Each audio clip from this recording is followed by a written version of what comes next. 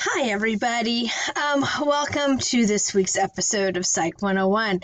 We are going to be talking about personality, which is a person's pattern of thinking, feeling, and acting. So some of you might go, well, okay, so some people seem to have a really outgoing personality. Some people might seem to have a really quiet personality, like more introverted. Is that what you're talking about? Well, those are parts of our personality, but honestly, there's a lot of different parts that go into our personality. And so we're going to explore that. We're going to explore what Freud had to say about personality. I know some of you have already kind of blown off Freud because of some of his weird ideas, but he actually has some really good things to say about personality, which are interesting. We're also going to talk about defense mechanisms. And that's always really interesting because we all do these. And so you might feel a little called out today. That's not my intention. Just to let you know, though, I've decided that this lecture is going to be divided into two different slideshows. So just be ready for that. When you're done with this, you're going to need to go on to the next one, which is going to talk more about personality testing. So let's get started. Okay, so nope. There we go. Okay, so psychoanalytical theory of personality. We're going to do a quick review because, again, we need to talk about Sigmund Freud again. Remember, just reviewing, we talked about this when we were talking about psychosexual development, that Freud had this idea that you had a libido, which is basically your sex drive, and that moves to different parts of your body. And so just to review the different stages, you start out with your oral stage. Remember, you put everything in your mouth. Then you move on to your anal stage, which was when you're kind of in the middle of potty training and poop training. Then you discover that boys and girls are different, and we call that the phallic stage. Boys discover their penises. Girls, I don't know that girls definitely discover their vaginas at this age, but they become aware of them. And then we kind of go into a latent stage during school age years where we call it the cootie stage. Right? Boys and girls each have cooties, and our sexual libido tends to go dormant during that. And then we hit adolescence or puberty, and we go to the genital stage, where, again, everything is centered back in our genital areas. And according to Freud, to be stuck in your genital stage is normal. But what does he have to say about our personality? Well, let me tell you. Again, we kind of talked about this before when we were talking about consciousness, that basically we have the conscious, which are the things we're aware of, our preconscious, which is the things that we can be aware of when we think about them. So while you're watching this right now, I know you were just entranced by what I'm saying, but there might be some outside noise going on. And when I bring it to your awareness, all of a sudden it goes from your preconscious into your conscious. And then if you remember correctly, sorry, I have an itchy nose. The unconscious is the deep hidden reservoir that holds the true us. And according to Freud, this was all of our desires and our fears, the things that we're not allowed to talk about, we're not even allowed to think about. So according to Freud, that's where that desire to have sex with your opposite sex parent and kill off your same sex parent came in. It's all in your unconscious. Now, this then leads us to his concept of personality. Okay, so he basically goes right along with conscious, preconscious, and unconscious. Your ego, your superego, and your id. Okay, so we're going to get to each one of these individually and talk about really what Freud's concept of your ego, superego, and id are. Let's start with your id.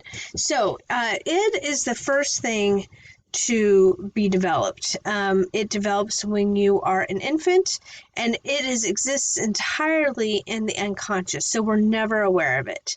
It is our hidden, true animalistic wants and desires, and it works on the pleasure principle. If it feels good, we want it. And so think about babies or toddlers, right? They're not caring about what your cares or wants are. They just want things that they like. If they are uncomfortable, they want it to be fixed. If they are hungry, they want to be fed. If they are wet, they want to be changed. They only want things that feel good to them. Avoiding pain and getting instant gratification is their goal. And so I think when we put it into the baby language, that helps us understand really what the id is about. Now, here's the deal, though.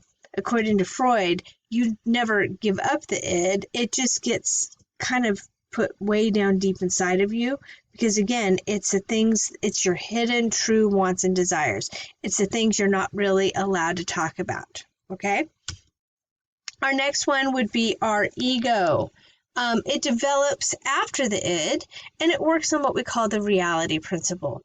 It is what negotiates between the id and the environment. So in our conscious and our unconscious mind, it is what everyone sees as our personality. Okay, so what does that mean in real language? Okay, so maybe you were told that you were that easy baby, or maybe you were told that you were a quiet child. And so this is what people see about you.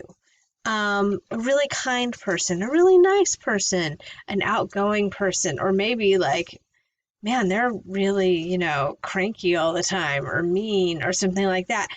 This is how you get along with others. This is how you manage in everyday life.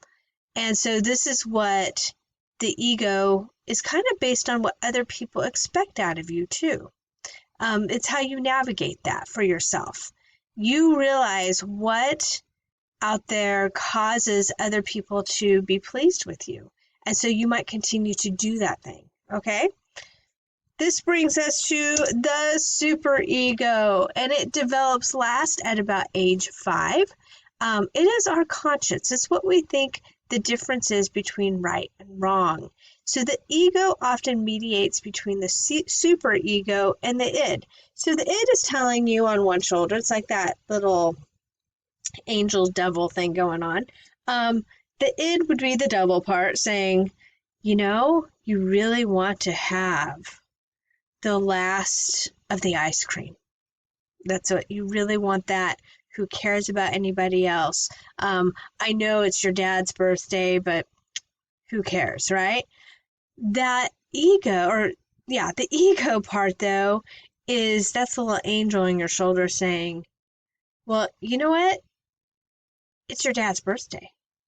He will like you more if you would leave him the ice cream. Okay, so what does the superego do? It mediates between the two.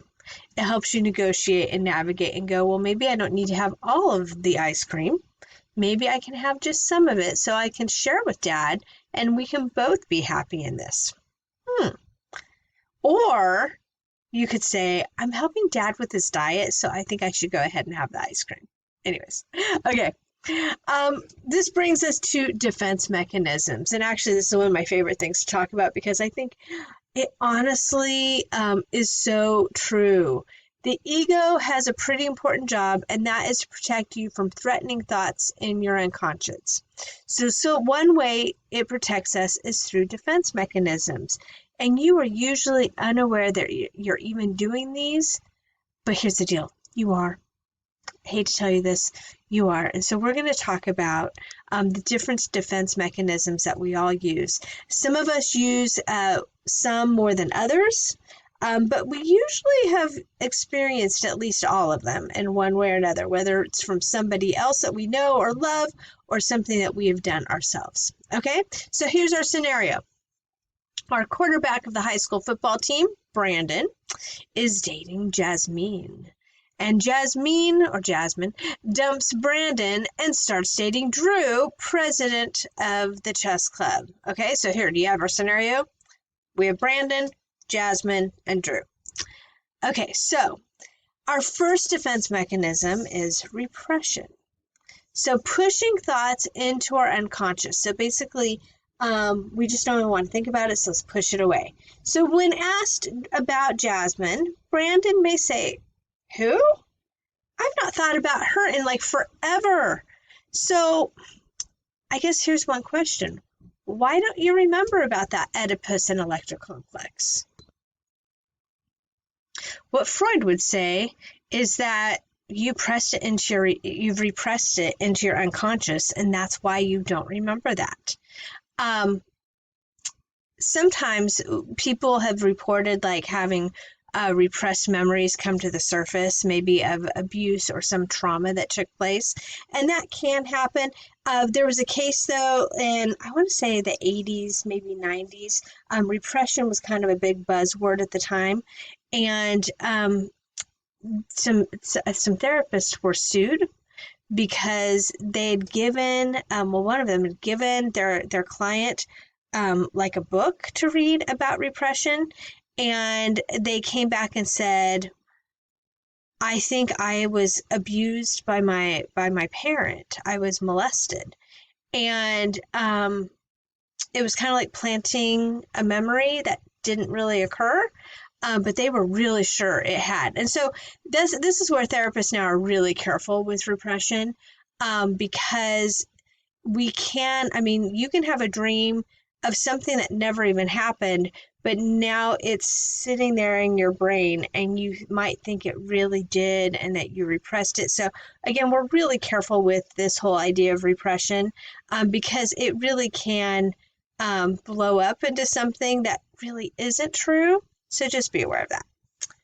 Okay, the next defense mechanism is denial. Not just a river in Egypt.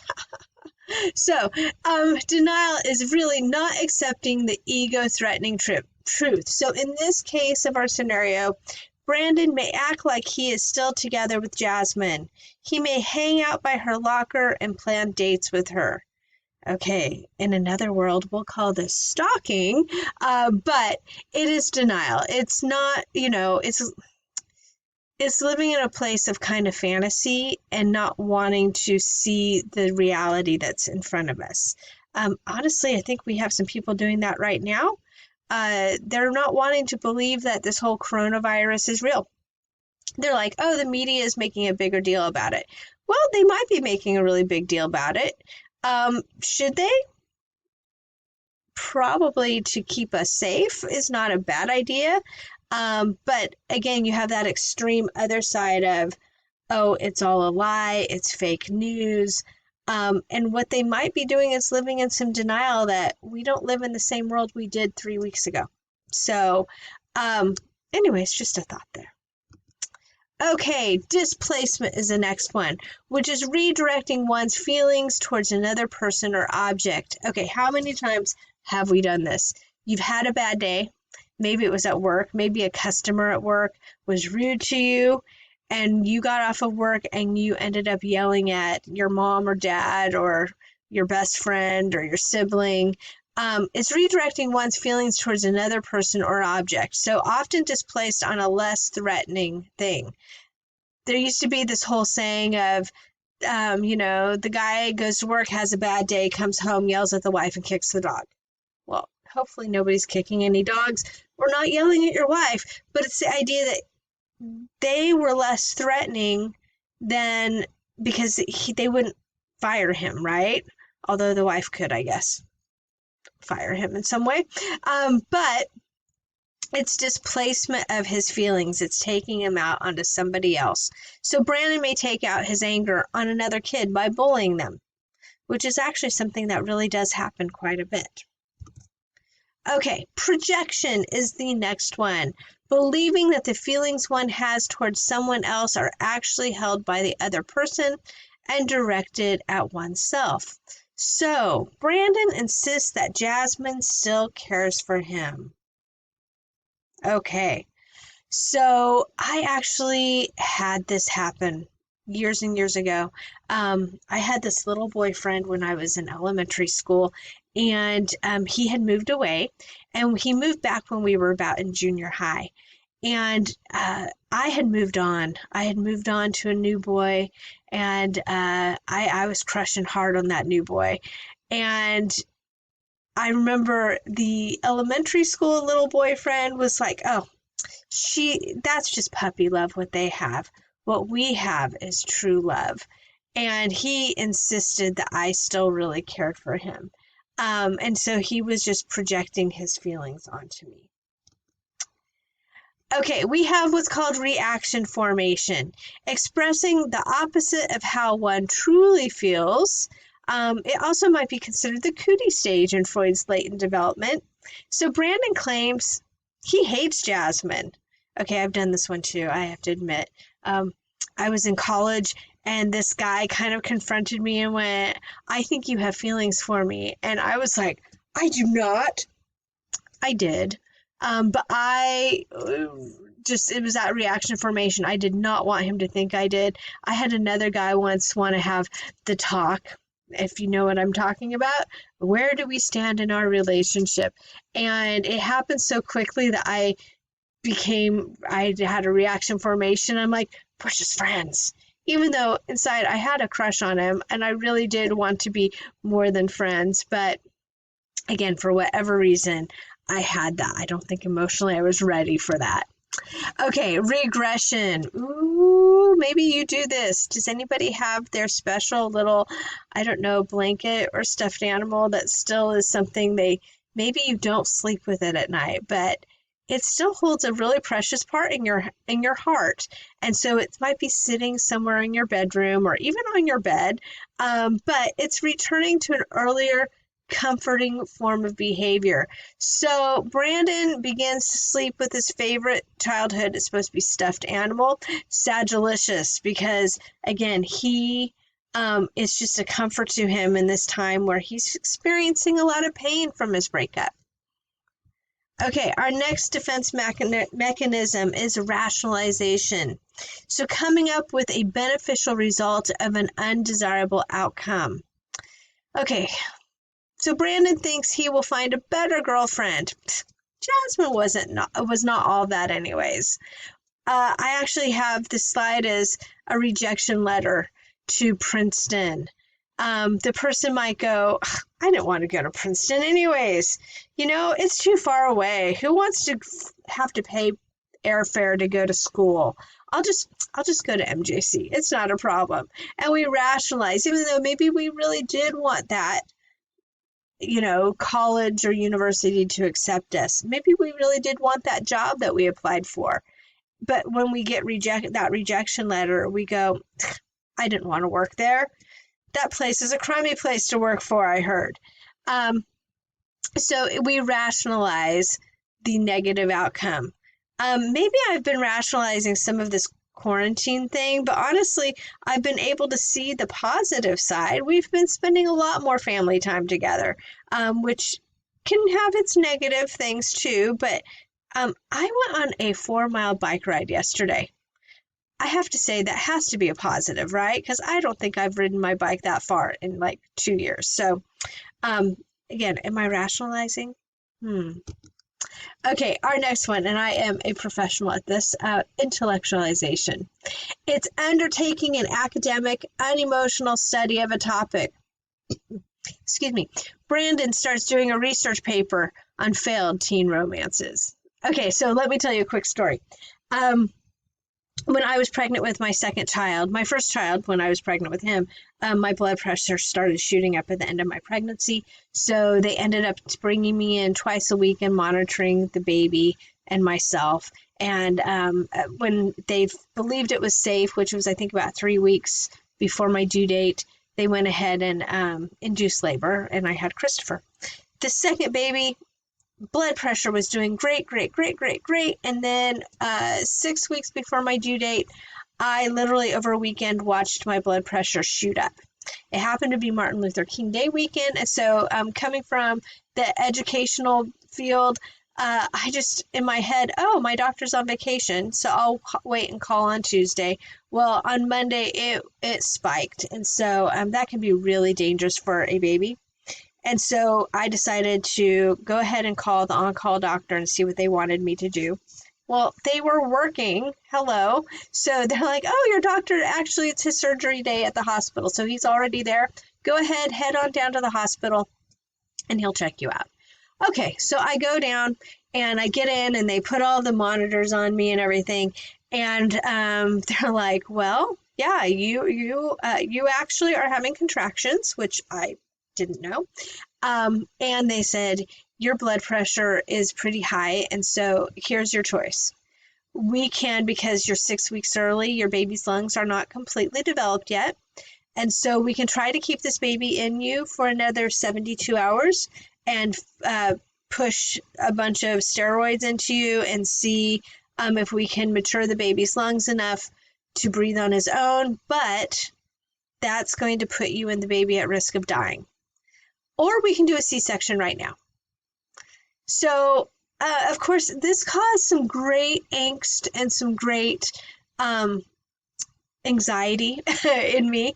And so where did I go with it? Intellectualization. Now, at the time, I was like 31 years old. I totally knew what a C-section was. I had watched enough TV things on birthing and stuff. I knew exactly what they did. But I needed him to take this out of the emotional and put it into the intellectual for me. And so I asked the doctor, I go, okay, then tell me step by step. What are you going to do if you do a C-section right now? And he knew what I was doing, and so he obliged me and went through all the steps of a C-section. Did that totally take away my fear? No. I was still really scared through it, but hey, you know what? It all worked out in the end. Josh is here and healthy and happy, so. But think about, do you ever do intellectualization? I will tell you, people get bad diagnoses, right? They might get a diagnosis of cancer or MS or something other else that's random. I know some people with valley fever. It seems like whenever people get a diagnosis that is a little scary, they become like experts in the field, because what they do with their anxiety over that diagnosis is they go and look up everything. They go online, they Google it, they WebMD it, and they learn as much as they can about whatever the diagnosis is and whatever the treatments are, and figuring out their options. So, but that is a form of intellectualization. Okay, sublimation is channeling one's frustration towards a different goal. Sometimes it's a healthy defense mechanism. So Brandon starts to learn how to play the guitar and writing songs. Or maybe he starts to go bodybuild and starts working out more.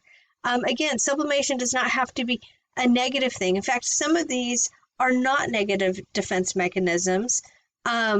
It's just putting them in a good use, not a destructive use. Okay, so let's look at psychoanalysis today. Couch sitting. It used to be couch laying, and the person would lay on a couch, and that's probably what you stereotypically have seen. But now people just sit on a couch across from the therapist. There's something called transference, which is likely to happen, where basically the therapist takes on kind of the persona of whoever the client has an issue with. So let's say it's their mother or their father. Not that they are that person or try to take on that person's role, but a lot of times you will see the person, the client, react towards the therapist like they would their parent, and then it gives the therapist an opportunity to help correct the bad behavior or the bad thought patterns. So the idea in this is to delve into your unconscious. We pull out the manifest content, and then later we talk about the latent content. We'll talk about those definitions in just a minute. So really quickly, watch this video. So, shall we?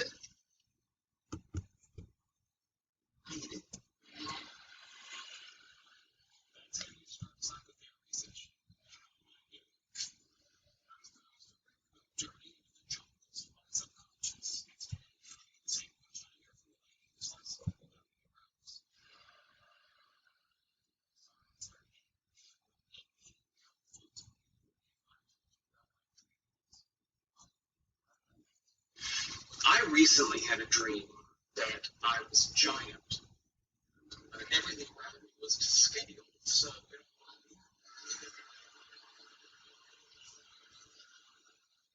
how did you know you were a giant and everything was to scale? I was wearing sizable pants.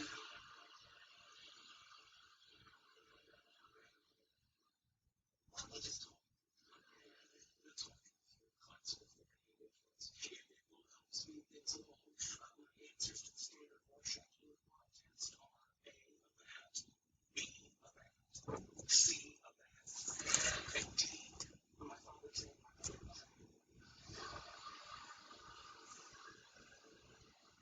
sometimes it's not sometimes people have to accept the accolades of a subconscious level. They don't feel they deserve them. And maybe that's what's happening. Really? It's good to try yourself.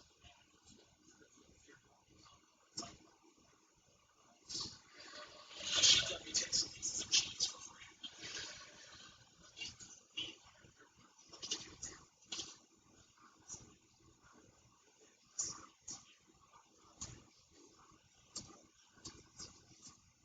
But I thought that was out there. It was just a read.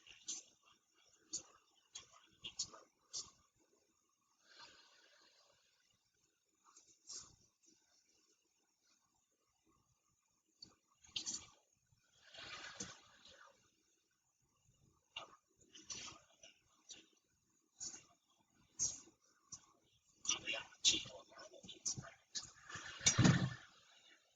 So,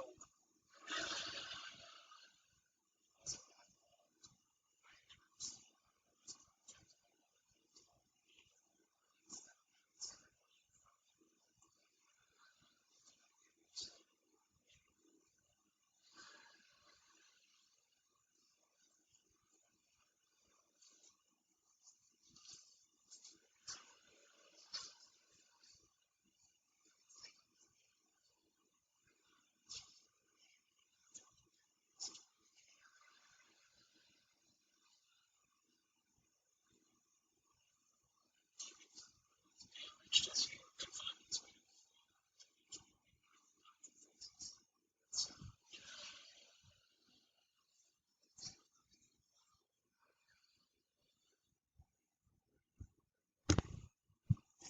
So I love that clip because I think it's a great example of basically, believe it or not, psychoanalysis today in some ways. Now, they made it look super easy because it happened super quickly. Again, there is a writer that is writing for that show.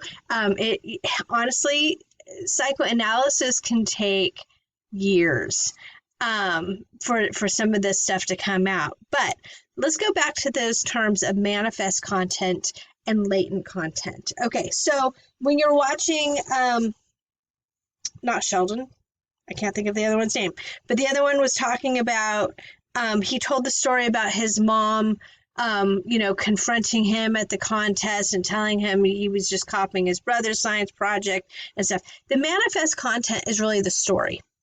If you were talking about your dreams, it would be the story of what you dreamt. The latent content is the underlying meaning of it. And so they never really got into the latent content in this, but it would be him feeling not as good enough as his brother, always being compared to his brother, always being second best to his brother, and that the manifest content reflected that. But again, the latent content is what the underlying meaning is. So I'm hoping that that helps clear it up for you. Okay, so how do we get into our unconscious? Well, I'm so glad you asked. First of all, they, in some cases, use hypnosis. There's not a lot of therapists I know that do that. In fact, really true psychoanalysis, I don't know of anybody who does it in Modesto. You find it in your larger cities. We do other theoretical orientations of therapy here, not psychoanalysis. But yeah, hypnosis is one way. Freud would use dream interpretation. So I already had you talk about your dreams when you did your dream journal.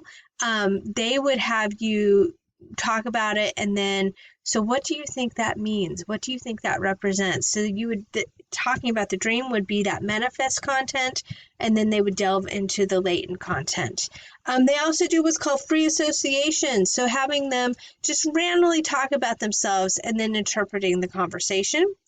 And then we have, and these are kind of fun, projective tests, and tests that actually delve into our unconscious. Examples of that are called the TAT and the ink blot test. And so we are going to look at those specifically today and just really quickly go through those. The TAT stands for Thematic Apperception Test. So you give the subject a picture that is pretty ambiguous. It can have a lot of different meanings, and ask them, what do you see is going on? What's occurring?